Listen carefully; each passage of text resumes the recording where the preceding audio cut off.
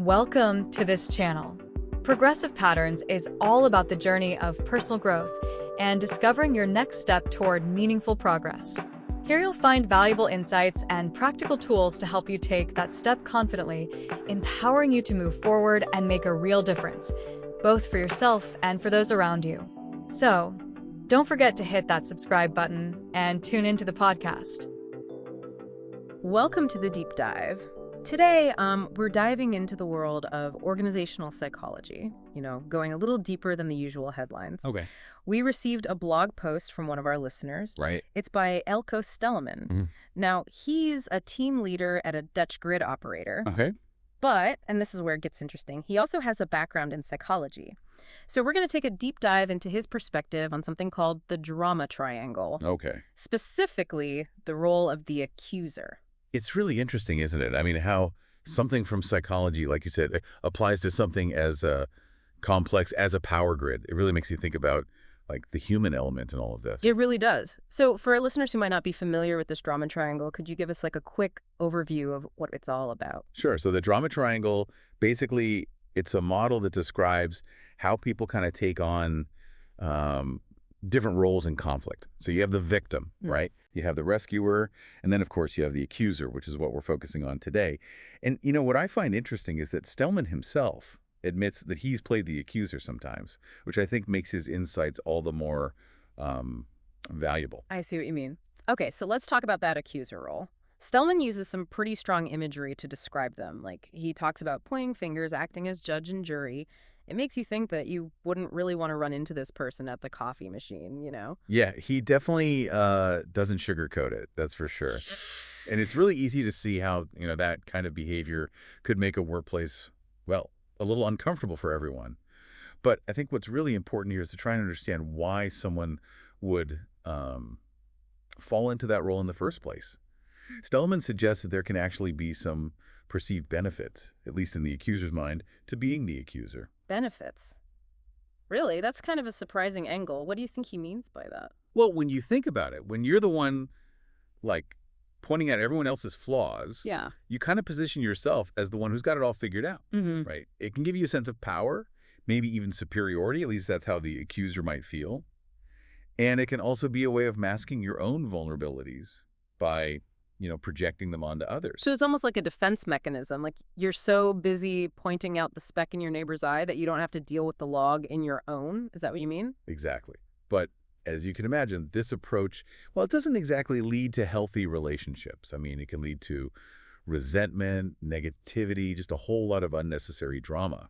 Stellman doesn't shy away from these consequences at all. I think that's important to note. He's not trying to glorify this accuser role. He's trying to understand it. I see. And then he takes it a step further, right? Yeah. He offers like a way out. He introduces the idea of transforming from accuser to inspirer. That's right. He outlines 6 steps you can take to make this shift. And what I find interesting is how practical they are. I mean, he's not getting lost in some, abstract psychological theory. It's all about actionable steps you can take to change your behavior. Let's dive into those steps, because I think this is where the real value of Stellman's work is, He starts with self-awareness, right? Yes, exactly. That's the foundation. Yeah. You have to be able to recognize those moments when you're kind of slipping into that accuser role. Sometimes it's really subtle, like maybe you're just making like a sarcastic comment disguised as a joke. Right, right. Other times it's way more overt, like maybe calling out a colleague's mistake in a public setting. The key here is to just be more mindful of your own behavior and to really start noticing those patterns as they come up. Okay, but awareness on its own, that's not really enough, is it? I mean, you can't just, say to yourself, oh, there I go, being an accuser again, and expect everything to magically change. No, not at all. You're absolutely right. That's where the second step comes in. You have to start shifting to a more positive focus. Stellman's argument is that a lot of times accusers, they kind of have this negative bias. Yeah. They're so focused on what's wrong or what's not working. So the challenge is to try to train yourself, like consciously train yourself to look for the good, to focus on solutions instead of problems. That sounds like a pretty fundamental shift in mindset. Do you think it's something that can really be learned? Or are some people just naturally more prone to negativity than others? Yeah, that's a great question. Well, I think we all have a negativity bias to some extent. I mean, it's wired into our brains. It's like a survival mechanism from, way back when. But the good news is that our brains can change, right? Yeah. That's what we call neuroplasticity. Right, right. It means that we can retrain our brains to be more positive. Stillman doesn't really go into the neuroscience behind this, but I think it's an important point to keep in mind. I see. So how do we actually do that? How do we, like, shift to a more positive focus? Well, I think it starts with making a conscious effort to notice and appreciate the good things in your life, both big and small, you know? So maybe it's taking a moment to really savor your morning coffee, or maybe it's acknowledging a colleague's contribution to a project.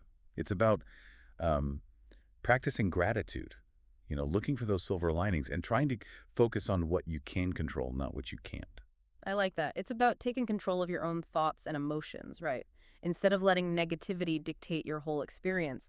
But Stallman doesn't stop there, right? He goes on to talk about the importance of asking questions. Yes, that's right. And this is where we start to move from self-reflection to actually interacting with others. Accusers, well, they tend to make a lot of assumptions and judgments. They jump to conclusions without really trying to understand the other person's perspective. So Stillman is encouraging us to try to replace those snap judgments with genuine curiosity, to ask questions instead of just making accusations. Can you give an example of what that might look like in a real-world situation? Sure. Let's say a colleague misses a deadline, right? Okay. An accuser. Well, they might immediately assume that person is just lazy or irresponsible. Yeah, I could see that. But someone who's trying to, shift to an inspirer role, they might approach the situation a bit differently. They might say something like, "Hey, I noticed the deadline passed. Is everything okay? Is there anything I can do to help?" It's about approaching the situation with empathy and understanding, Right. rather than just judgment and blame. I can see how that would make a huge difference in the way people perceive you and interact with you. Absolutely. And that actually leads us to the next step in Stellman's process, cultivating empathy and understanding. This is where we really start to get into the heart of what it means to be an inspirer, right? It's not just about changing your own behavior. It's about understanding and connecting with other people on a, deeper level. That's right. I mean, it's one thing to recognize your own accuser tendencies, like we were just talking about. Right. But it's a whole other challenge to really step into someone else's shoes, Yeah. like to truly see the world from their perspective. But that's exactly what Stellman is asking us to do here. It makes you wonder, how many conflicts at work, could be avoided if people just took the time to really listen and try to understand each other's perspectives instead of jumping to conclusions and assigning blame right away. That's a really important point, and Stellman actually addresses that in his blog post. He talks about how this accuser role, it can really create like a toxic work environment, Sure. one where people are afraid to speak up, to share their ideas,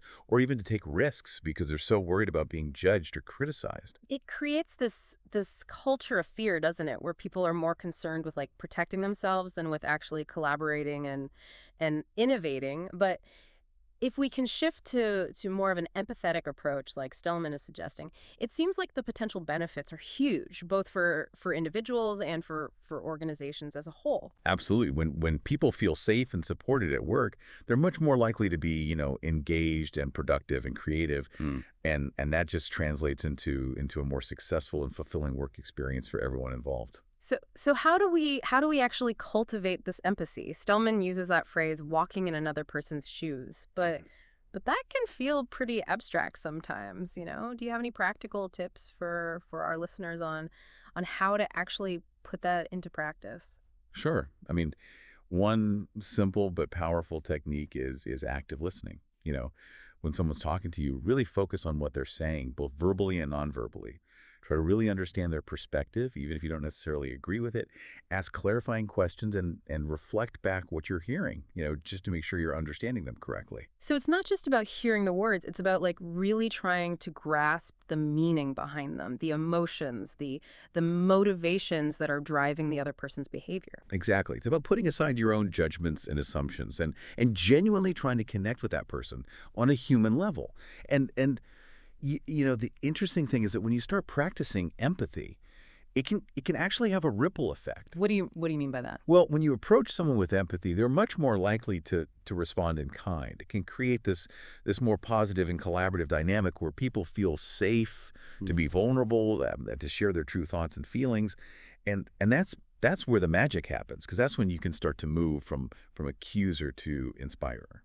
Okay, so we've talked about self-awareness, shifting to a positive focus, asking questions, and cultivating empathy. So what's next in Stellman's transformation process? The next step is sharing inspiration. So now that you've done the work of, understanding yourself and understanding others, you can start to use your own experiences and insights to motivate and uplift those around you. That's such a powerful idea. So instead of tearing people down, you're building them up, right? You're using your influence to create a more positive and supportive environment. Exactly. And it doesn't have to be anything, you know, grand or dramatic. It could be as simple as sharing a personal story of how you overcame a challenge, or offering words of encouragement to a colleague who's struggling. You're essentially modeling the behavior that you want to see in others, right? Yeah. You're showing them that it's possible to be successful without resorting to negativity or blame. Right. And sometimes the most inspiring thing you can do is simply believe in someone, even when they don't believe in themselves. That can make all the difference in the world, can't it? Having someone who believes in you, who sees your potential, it can give you the courage to take risks, to step outside your comfort zone and to strive for something more. Absolutely. And that's the essence of being an inspirer. It's about empowering others to be their best selves. So we've covered 5 of Stellman's 6 steps: self-awareness, positive focus, asking questions, empathy, and sharing inspiration. So what's the final piece of the puzzle here? The final step is appreciation. It's about recognizing and valuing the contributions of others, both big and small. It seems like this step kind of ties everything together, doesn't it? If you're truly practicing self-awareness, positive focus, empathy, and inspiration, it seems like appreciation should just flow naturally. That's a great observation. It's all interconnected. And what's fascinating here is that Stillman suggests that appreciation isn't just about, being nice or polite. It's about recognizing the inherent worth and dignity of every individual. It's about seeing the good in others, even when they're not at their best. Exactly. And it's about expressing that appreciation in a genuine and meaningful way. It could be a simple thank you or a heartfelt compliment, or it could be something more tangible like a handwritten note or a small gift. It's about making people feel seen and valued, and that's something that everyone craves, isn't it? It really is. And the beauty of appreciation is that it's a two-way street. When you express appreciation to others, it not only makes them feel good, it makes you feel good. It creates this positive feedback loop. You're spreading positivity and goodwill, and that comes back to you tenfold. Exactly. And that's the power of Stellman's model. It's not just about, fixing what's wrong. It's about creating something better. It's about transforming a culture of blame and negativity into a culture of support and inspiration. And that's something that I think we can all get behind. I completely agree, but I have to admit that while Stellman's ideas are really inspiring, they also raise some questions in my mind. For example, he focuses a lot on the individual's responsibility to change, but what about the role of the environment? Like, can you really transform into an inspirer if you're surrounded by accusers? That's a great question. And it's one that Stellman doesn't explicitly address in his blog post, Yeah. but I think it's an important point to consider. We are all products of our environment to some extent, and it's naive to think that we can completely transcend the influences of those around us. So what do we do if we find ourselves in a toxic workplace where the accuser role is like the norm? Do we just have to accept it and try to survive, or is there something more we can do? Well, I think it depends on the situation. Sometimes it might be possible to gradually shift the culture by modeling the behavior you want to see in others, by being a consistent source of positivity, empathy, and inspiration, you might start to influence those around you. So you can be a kind of like agent of change. Exactly. But it's important to be realistic about the limitations of this approach. Some environments are just too toxic to change from within. So what are our options in those situations? Well, sometimes the best thing you can do for your own well-being is to remove yourself from the situation. That might mean, finding a new job, transferring to a different department, or even just limiting your contact with certain individuals. It's about recognizing your own limits and prioritizing your own mental and emotional health. Absolutely. And even if you can't change the entire environment, you can still control your own reactions to it. You can choose to focus on the positive, to practice empathy, and to cultivate a sense of inner peace. regardless of what's going on around you. It's about taking back your power. Exactly. And sometimes simply recognizing the dynamics at play can be incredibly empowering. When you understand the drama triangle, you can start to see those patterns in your own life and in the lives of those around you. And that awareness can give you the freedom to choose a different path, right? To step out of the drama and into a more positive and fulfilling way of being. Exactly. It's about recognizing that you have a choice in how you respond to the world. You can choose to be an accuser, or you can choose to be an inspirer. And that choice is incredibly powerful. I'm curious about your personal experience with this model. Have you ever found yourself, falling into that accuser role? Oh, absolutely. I think we all have at some point. It's a very human tendency to want to blame others when things go wrong. What was your aha moment? When did you realize that you needed to shift your approach? Well, for me, it was a combination of things. I started to notice how my accuser tendencies were impacting my relationships, both personally and professionally. And I also started to become more aware of the toll it was taking on my own mental and emotional well-being. So it wasn't just about the impact on others. It was also about the impact on yourself. Exactly. It's like carrying around a heavy weight. It drains your energy and prevents you from experiencing the joy and fulfillment that comes from genuine connection and collaboration.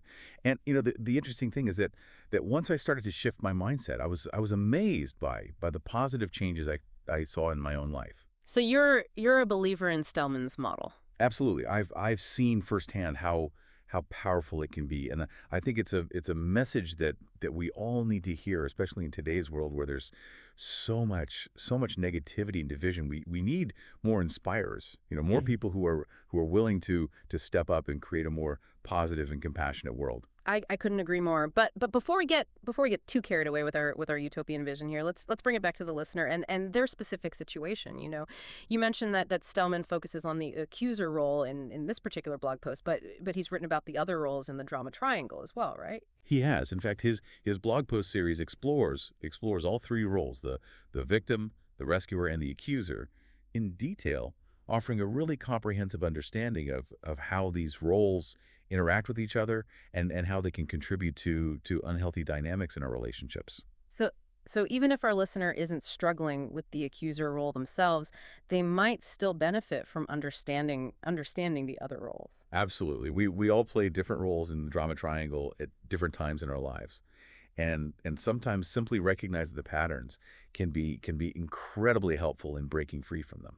It's like having a new lens through which to view your interactions. Exactly. And what's fascinating about the drama triangle is that it's not just a model for understanding conflict. It can also be applied to other areas of life, like personal growth, leadership, and even creativity. It's a versatile tool.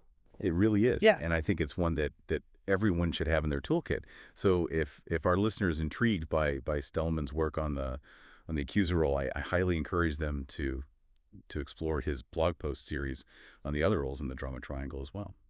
Great suggestion. Now, before we move on to the final part of our deep dive, I want to take a moment to recap what we've covered so far. Yeah. We started by exploring the accuser role, and you explained how it can manifest in the workplace and how it can create a toxic environment. Then we dove into Stellman's 6 steps for transforming from accuser to inspirer, which included self-awareness, positive focus, asking questions, empathy, sharing inspiration, and appreciation.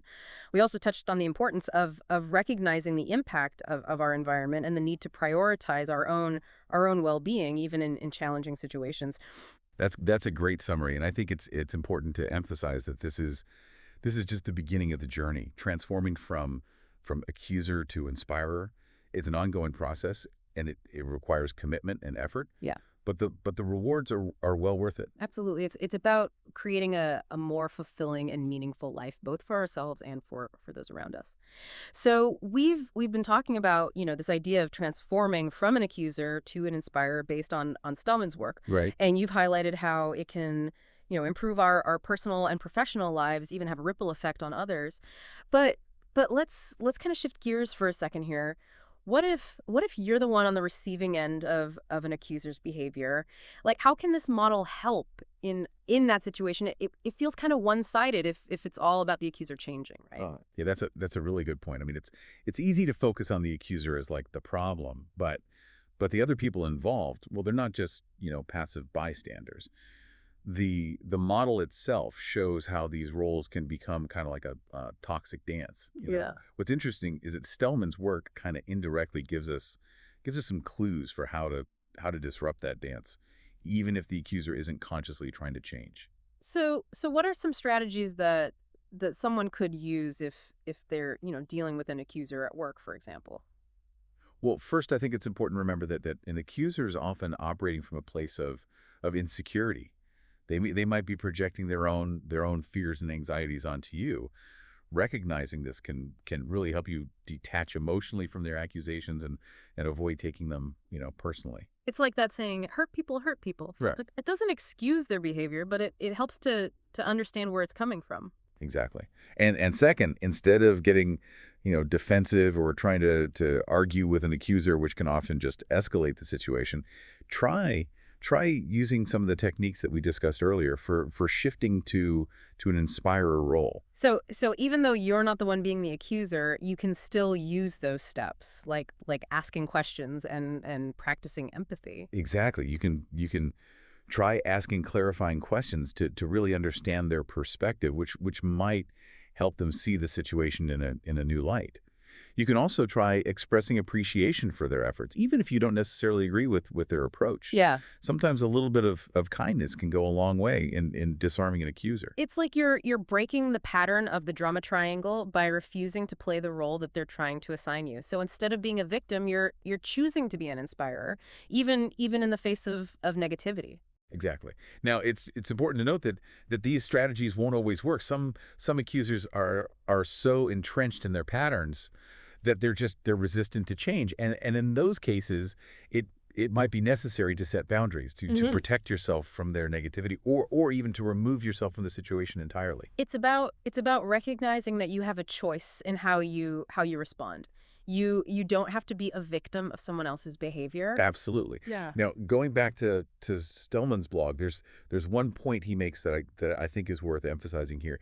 He talks about how this transformation from accuser to inspirer, it's not a one-time event. You know, it's a journey, and there will be times when you slip back into old patterns. So it's not about being perfect, it's about progress. Exactly. It's about being mindful of your own behavior, recognizing when you're falling into that accuser trap, and course correcting is needed. It's like learning any new skill, right? Yeah. It takes time, practice, and patience. Precisely. Yeah. And the more you practice, the easier it becomes. Yeah. Now, one thing we haven't really talked about yet is the potential impact of this transformation on a larger scale. Sure. Stellman kind of hints at this in his post, but he doesn't really delve into it. I think it's worth exploring, don't you?